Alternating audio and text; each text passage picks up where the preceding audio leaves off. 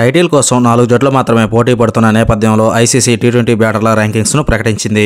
ఈసారి ర్యాంకింగ్స్ లో భారీ కుదుపులే కనిపించాయి. చాలా కాలంగా నెంబర్ 1లో కొనసాగుతున్న సూర్యకుమార్ యాదవ్ స్థానం దెబ్బతినింది. సూర్యకుమార్ యాదవ్ స్థానాన్ని Australia star batter Travis head కైవసం చేసుకున్నాడు. గత కొన్ని మ్యాచ్ల్లో ట్రావిస్ హెడ్ చాలా ఎక్కువ పరుగులు సాధిస్తున్నాడు. దీంతో సూర్యకుమార్ యాదవ్ స్థానంలో హెడ్ చేరాడు. సూర్యకుమార్ యాదవ్ తో పాటు ఇంగ్లాండ్కు చెందిన ఫిల్ సాల్ట్, పాకిస్తాన్కు చెందిన బాబర్ అజమ్, మహమ్మద్ రిజ్వాన్ కూడా ఐసీసీ ర్యాంకింగ్స్ లో దూసుకెళ్లారు. ట్రావిస్ హెడ్ స్కోర్ 4 పాయింట్లు పెరిగి 844 పాయింట్లకు చేరుకుని అగ్రస్థానానికి చేరుకుంది. ఆసక్తికరంగా ట్రావిస్ హెడ్ గత కొన్ని గేమ్లలో టాప్ 10 లో కూడా లేడు. కానీ టీ20 వరల్డ్ కప్ లో అతని ప్రదర్శన బాగుండడంతో టాప్ లోకి తీసుకొచ్చాడు. ప్రస్తుతం సూర్యకుమార్ యాదవ్ 842 పాయింట్లతో సెకండ్ ప్లేస్ లో ఉన్నాడు. ట్రావిస్ హెడ్ అంటే కేవలం 2 పాయింట్లు వెనకబడి మాత్రమే ఉన్నాడు. అందువల్ల ట్రావిస్ హెడ్ ఎక్కువ కాలం టాప్ లో కొనసాగడం అనుమానమే. ఎందుకంటే సూర్యకుమార్ యాదవ్ సెమీఫైనల్లో రాణిస్తే మరోసారి నెంబర్ 1 గా నిలిచే అవకాశం ఉంది. ఇంగ్లాండ్ కు చెందిన ఫిల్ సాల్ట్ ర్యాంకింగ్స్ కూడా పడిపోయింది. 816 పాయింట్స్ తో అతను థర్డ్ ప్లేస్ లో ఉన్నాడు.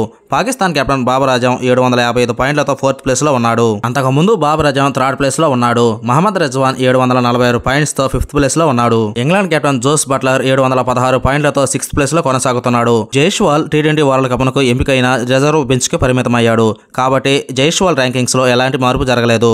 ప్రస్తుతం జైస్వాల్ 672 పాయింట్స్ తో సెవెంత్ ప్లేస్ లో ఉన్నాడు. సౌత్ ఆఫ్రికాకు చెందిన ఐడెం మార్కరం 659 పాయింట్స్ తో ఎయిత్ ప్లేస్ లో, వెస్టిండీస్కి చెందిన బ్రెండన్ కింగ్ 656 పాయింట్స్తో 9th ప్లేస్లో ఉన్నారు. వెస్టిండీస్కి చెందిన జాన్సన్ చార్లెస్ 655 పాయింట్స్తో 10th ప్లేస్లో ఉన్నాడు.